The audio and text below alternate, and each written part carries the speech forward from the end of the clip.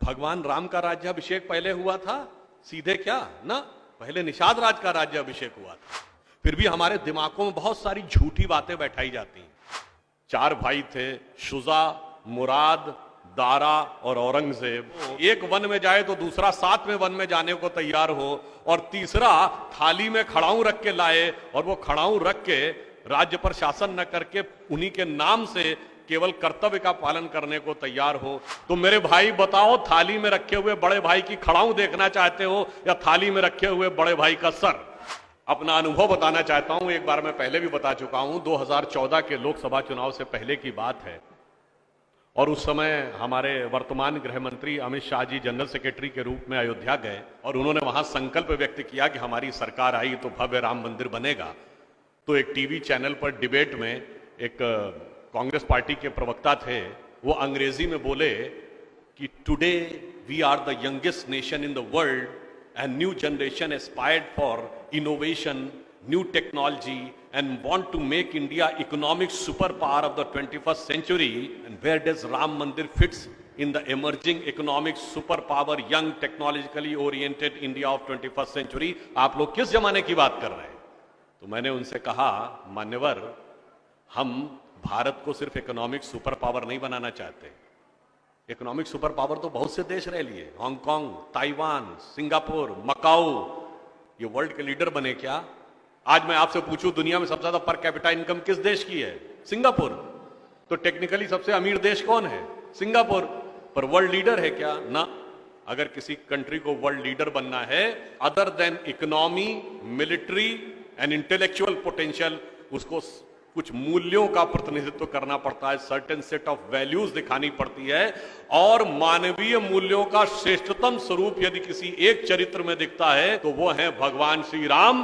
इसलिए महान भारत का उद्भव बगैर राम मंदिर के हो ही नहीं सकता। इसलिए मैं कहना चाहता हूं कि ये बताइए, आप किसी मजहब को मानने वाले हो? जैसा कि अभी आदरणीय ने बताया कि धर्म तो एक ही है, मजहब अलग अलग हैं, आप किसी भी मजहब को मानने वाले हों, पर ये बताइए आप अपने घर में क्या चाहेंगे? कि आपके 4 बेटे हों, चारों इतने आज्ञाकारी हों कि पिता के एक वचन का मान रखने के लिए सारा राजपाट, धन संपत्ति छोड़कर वन में जाने को तैयार हों, भाइयों में इतना प्यार हो, एक वन में जाए तो दूसरा 7वें वन में जाने को तैयार हो, और तीसरा थाली में खड़ाऊ रख के लाए, और वो खड़ाऊ रख के राज्य पर शासन न करके उन्हीं के नाम से केवल कर्तव्य का पालन करने को तैयार हो। ये 4 भाइयों का आदर्श है। और दूसरा एक आदर्श 4 भाइयों का ये भी है, 4 भाई थे, शुजा, मुराद, दारा और औरंगजेब। एक ने बाकी 3 यानी शुजा, मुराद, दारा का कत्ल कर दिया, बाप को जेल में डाल दिया, और इतना ही नहीं, जेल में बंद अपने बाप के पास अपने सगे बड़े भाई दारा शिकोह का सर काटकर थाली में सजाकर भेजा।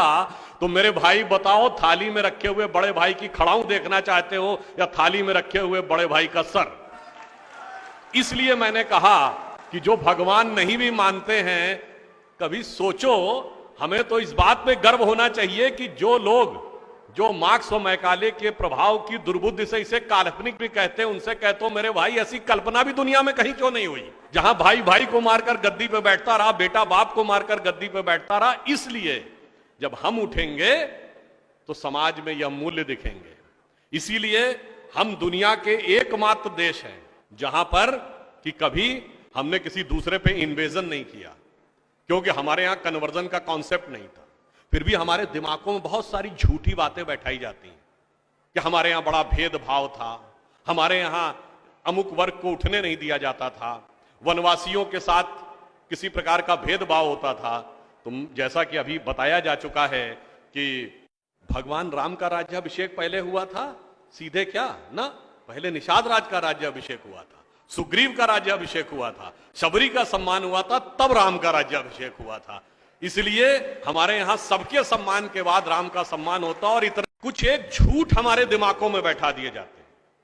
जैसे आप सब ने यह कथा पढ़ी होगी कि एकलव्य का अंगूठा कटवा लिया द्रोणाचार्य ने, पढ़ा है ना आप सब ने? पर ये बताइए, कितनों ने महाभारत में स्वयं पढ़ा है? मेरे विचार से हम में से किसी ने भी कभी महाभारत में वह प्रसंग पढ़ा ही नहीं होगा एकलव्य वाला। और अगर हम यह भी विनम्रता से पूछे कि महाभारत के कौन से चैप्टर में है, तो भी शायद हम में से किसी को ध्यान नहीं होगा कि महाभारत के वन पर्व में एकलव्य का उल्लेख है। मगर देखिए मार्क्स और मैकाले का प्रभाव कि हमारे दिमागों में ऐसा भरा हुआ है कि हम ग्लानि से आबद्ध हैं बगैर पढ़े हुए। अब मैं आपसे कहूंगा, जाइएगा, जाकर पढ़िएगा, अवेलेबल हो तो इंटरनेट पे जाके सर्च कर लीजिएगा, ना हो तो राम जो महाभारत सीरियल आया था उसका एपिसोड जाके यूट्यूब पे देख लीजिएगा। कि किस्सा ये था कि जब आपको चाहे आपने कथा सुनी होगी कि कुत्ते का मुंह बाणों से भर गया था जो एकलव्य ने तीर चलाए थे, और जब वह तीर अर्जुन निकालते हैं तो उस कुत्ते के मुंह में एक खरोंच तक उस बाण से नहीं आई होती है, तो वो चौंक जाते हैं क्योंकि ये सामान्य तीर नहीं है। उन्होंने कहा तो दिव्य अस्त्र है कि मुंह में पूरा तीर से भर गया मुंह और इसके बाद भी एक खरोंच नहीं आई। आप कहेंगे दिव्यास्त्र का मतलब क्या? दिव्यास्त्र का मतलब ये है, जैसे रशिया यूक्रेन की लड़ाई चल रही है ना, इससे पहले मिडिल ईस्ट की लड़ाई देती थी, तो जो मिसाइल जाती है वो लेजर गाइडेड जाती है, जिस बिल्डिंग पे गिरना उसी बिल्डिंग पे गिरती है, अगल बगल पे नहीं गिरती, क्योंकि the direction is precise to the metres. पर अगर मुंह के अंदर जाए और खाल पर खरोच ना आए, इसका मतलब it is so much strongly guided that it is precision to the micrometres. तो जब ये वो देखते हैं ये दिव्यास्त्र चलाना, तो उन्होंने कहा दिव्यास्त्र राजा चला सकता है, ये कैसे सीखा इसने? तो जब द्रोणाचार्य उससे पूछते हैं कि तुमने ये किससे सीखा, तो कहता आपसे सीखा गुरुजी। कहते मैं तो तुम्हें जानता नहीं बालक, तुम अपना परिचय दो। अब यहीं पर बिंदु। एकलव्य क्या कहता है? मैं मगध नरेश जरासंध के प्रधान सेनापति हिरण्यधनु का पुत्र एकलव्य। अरे वो मगध के chief of the arm forces का बेटा था। यदि आप ये कह रहे हैं कि वनवासी था, तो ये भी पूरा वाक्य तो पूरा करो कि वो सेना अध्यक्ष था। मगर देखिए कितनी चालाकी से छुपा लिया आधे तथ्य को, और उसके बाद हमारे दिमागों में भर दिया कि ये बहुत गलत किया गया। बताइए, हमारे हिंदू धर्म के दो महाकाव्य, रामायण और महाभारत, दोनों का रचयिता कौन? रामायण का रचयिता महर्षि वाल्मीकि, जो संस्कृत के आदि कवि माने जाते हैं। आज जो वाल्मीकि समुदाय है वो किसमें आता है? शेड्यूल कास्ट में। महाभारत के रचयिता और वेदांत और मीमांसा के रचयिता महर्षि वेदव्यास, जिनकी मां मछुआरिन थी, वह समुदाय किसमें आता है? कुछ राज्यों में, दिल्ली में शेड्यूल कास्ट में, यूपी में अति पिछड़े में। तो मेरे भाई, संत रैदास, नामदेव, कबीर, दादू, ये सब पूज्य संत हुए, फिर भी हमारे दिमागों में ये भरा जाता है। और कौन भरता है? वो लोग भरते हैं जो अपने यहां समाज के गरीब वर्गों की खरीद फरोख्त करते थे। और आपको यह भी बात बता दूं, जब हम कभी अपने यहां कहते हैं फॉरेन ट्रेवलर्स ने दिखाओ क्या लिखा है, तो मैं ये बात आपसे कहता हूं, इसको भी जाके चेक कर लीजिएगा। किसी फॉरेन ट्रेवलर का सबसे ऑथेंटिक जो रेफरेंस माना जाता है, वो चंद्रगुप्त मौर्य के समय में मेगस्थनीज आया था ग्रीस से, जिसने अपनी किताब लिखी है इंडिका, आज से 2300 साल पहले। वो इंडिका किताब आज उपलब्ध नहीं है, मगर उसके उदाहरण तमाम जगहों पे हैं, तो प्रूवन है किताब थी। उसने भारतीय समाज में व्यवस्था का वर्णन करते हुए लिखा है कि यहां पर 7 जातियां हैं, मगर महत्वपूर्ण बात यह है यहां इतनी समरसता, इतना सामंजस्य है कि यूनान के समाज के समान यहां कोई समाज का ऐसा वर्ग नहीं है जिसके साथ शोषण या भेदभाव किया जाता हो। ये एक विदेशी लिख रहा है। और मैं एक और बात आपसे बताना चाहता हूं, बहुतों को नहीं पता होगा, गांव में पंचायत होती है ना, ये पंचायत में 5 की संख्या कहां से आती है? ये 4 या 6 क्यों नहीं? 5 की संख्या जानते कहां से आती है? 4 वर्ण माने गए थे, तो किसी भी गांव में निर्णय लेना होगा तो चारों वर्णों का एक एक प्रतिनिधि होगा, और 5वां जानते कौन होगा? गांव के बाहरी क्षेत्रों में रहने वाले वो वनवासी जो प्रत्यक्ष रूप से गांव का हिस्सा नहीं है, पर हमारे निर्णय का प्रभाव उनके जीवन पर भी पड़ेगा, तो 5वां प्रतिनिधि उनका होगा। वहां से यह पंचायत का भाव आता है। और फिर मैं आपसे कहना चाहता हूं, हमारे दिमाग में एक और चीज भर दी गई कि जाति व्यवस्था हमने बनाई। आपको पता है कास्ट शब्द कहां से आया? ये कास्ट अंग्रेजी का शब्द नहीं है, ये पुर्तगीज भाषा का शब्द है।